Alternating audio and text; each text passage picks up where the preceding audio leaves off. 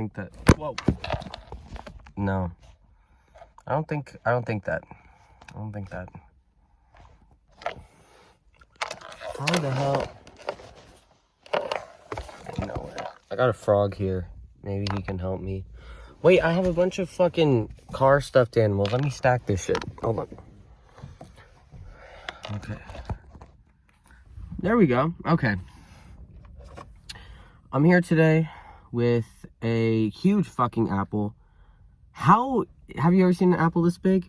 It doesn't have the sticker on it anymore. I didn't check, but I think it's a Cosmic Crisp because you can tell because of the little tiny dots. They kind of look like stars, but it is delicious. And I haven't filmed a video log entry in a couple days because I've been very busy, but everything needed to brew,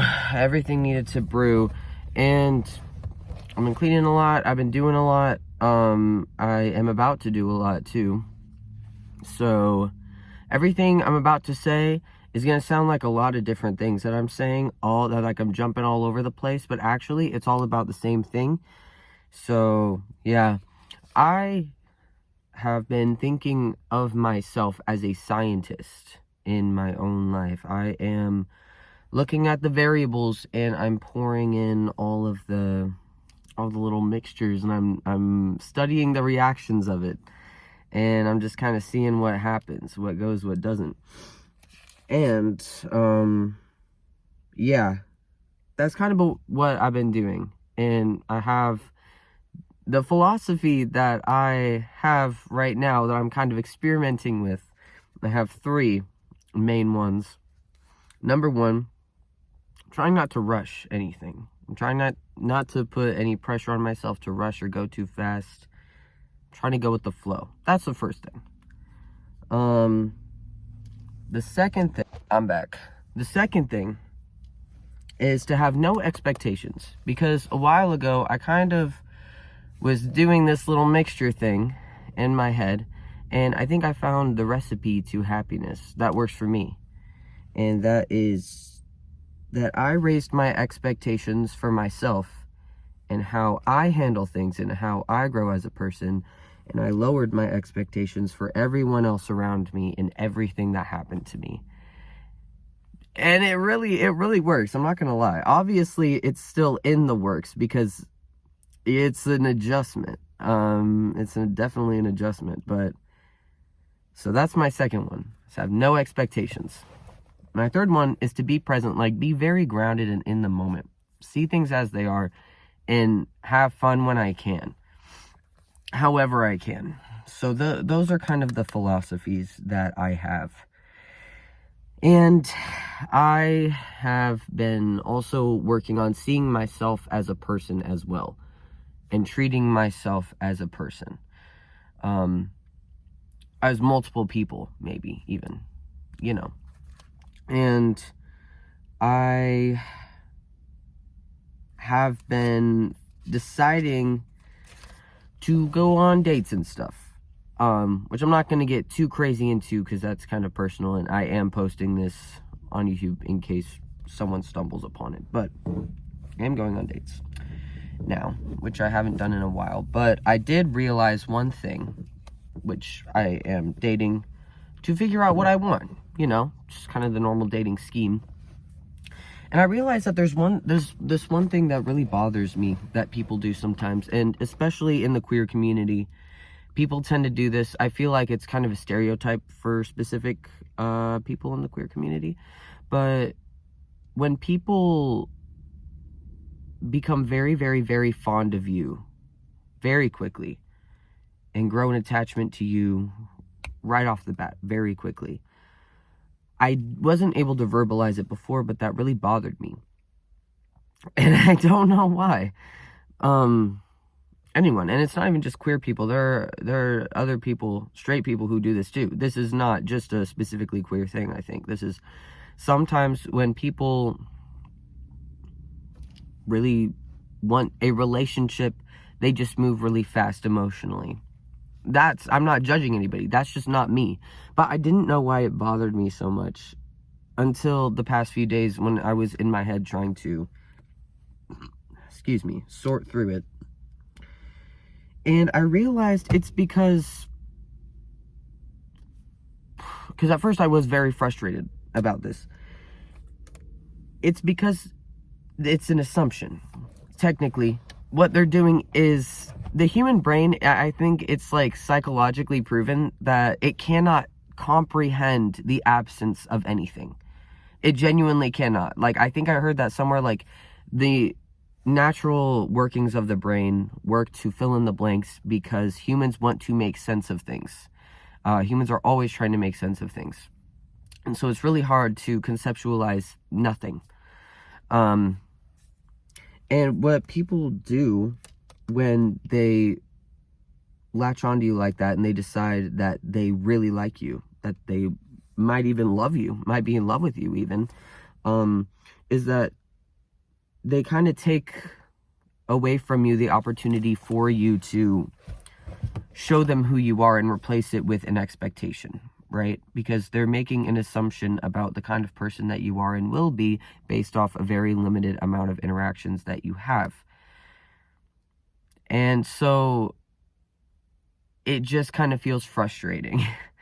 And at first I was just like upset about it. I was like, I really don't like when people do that.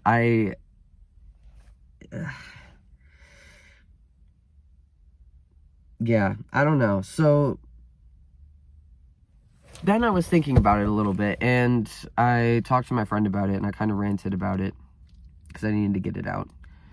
And I realized that I'm a hypocrite.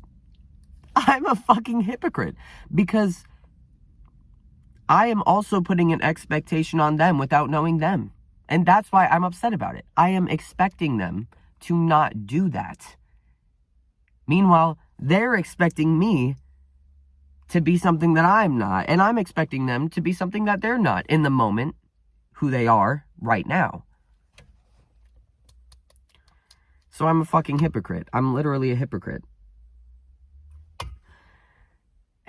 I'm literally a hypocrite. So I had to sit back and be like, okay, so lower my expectations, right? Just keep them low.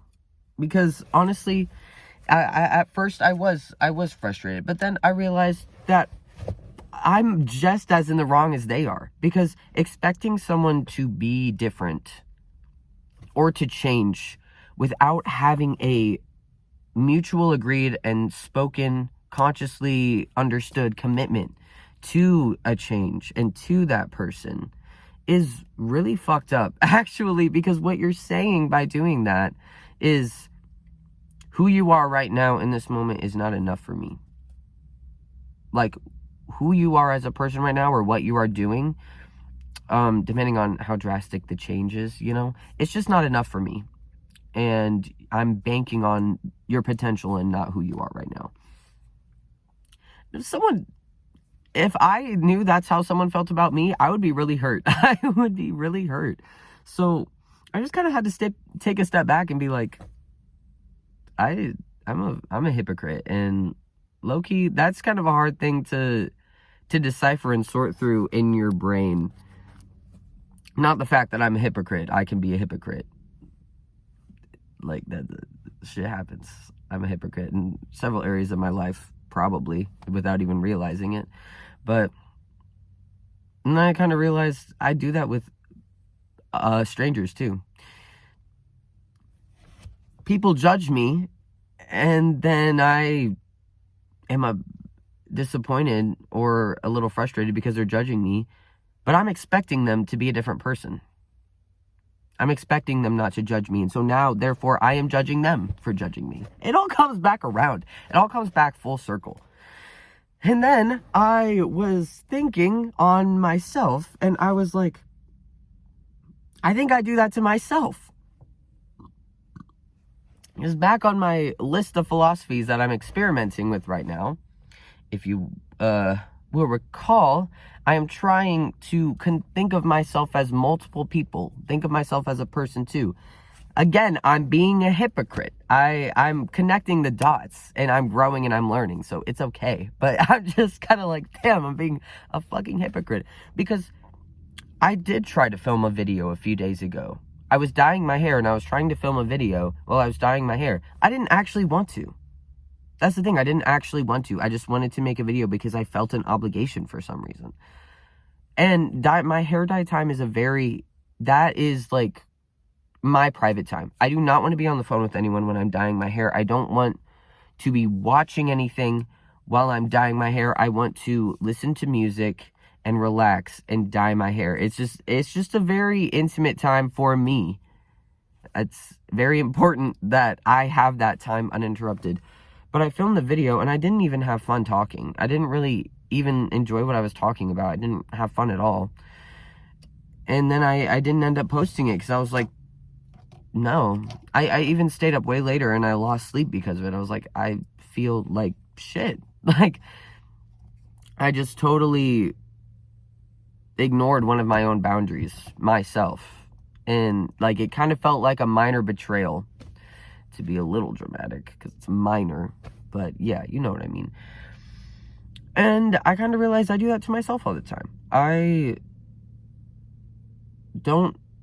Shit doesn't line up with me. I expect things from myself, and when they don't happen, I probably do get upset with myself, and I don't even realize it because it's difficult for me to conceptualize myself as a person in my brain that I inhabit in the body, because I perceive myself as separate from other people, as everybody does.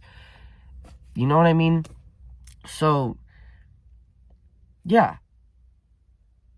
The day after that, I was in a really shit mood, and I went to work, and a wave of sadness washed over me, just a wave of very intense sadness, no reason, I still don't know the reason, just a wave of sadness, it was very intense, and that doesn't really happen to me a whole lot, for no reason. And at first, I was like, I need to not be sad, like, I'm at work, I don't understand what the fuck is going on. But then I took a minute, but I actually let myself sit with it. And I was just like, okay, so I'm sad right now. And I actually felt it. I was like, it's okay to be sad. And it was hard, but I was like, okay, I'm just going to feel sad for a little bit now. And then I did. And then it slowly went away, just naturally. It felt effortless. And I wrote a little something in my book that came to mind when that happened. I am sad today, and it's not gonna kill me. I'm sad, but I'm glad. I'm glad to be sad. It's good to be anything or everything. It's good to be whatever you are. Life is good, and I am sad. So, it was not that big of a deal, and it didn't kill me. Plus, if I was hanging out with a friend and I was feeling sad, and I went to them, and I was trying to talk to them, or just wanted to exist around them with that feeling, and they looked at me, and they're like, you need to stop that. Like, what the fuck is going on? Like, yeah, you need to not be sad right now. You're bringing down the vibe. First of all, I'd say, what the fuck is your problem? Second of all, they would not be my friend anymore. You know what I mean? I'm like, so I'm trying to be nicer to myself. Like, I thought I am doing good. I am doing good. But I realize there's kind of a lot more going on that's happening. And yeah, I don't know. So